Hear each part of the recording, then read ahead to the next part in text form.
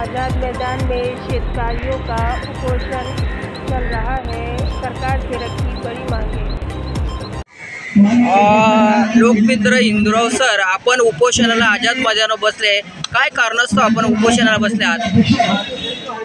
मुरबाड तालुक्यातील भात खरेदी हंगाम 2020-21 मधील 500 शेतकरी बोनस पासून वंचित राहिले। या शेतकऱ्यांच्या न्यायासाठी गेल्या आम्ही 3 वर्षापासून शासनाकडे धरणे आंदोलन यांच्या माध्यमातून पाठपुरावा करत आहोत।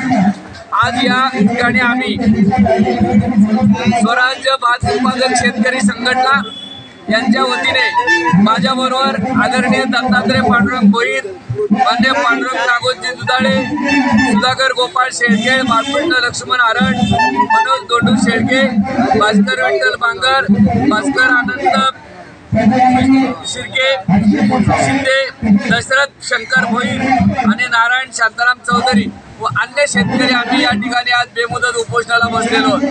आमची मागणी अशी आहे की 2020-21 मध्ये शेतकऱ्यांचा कोणताही दोष नसताना त्यांना बोनस पासून वंचित राहिलेले त्यांना शासनाने बोनस द्यावा।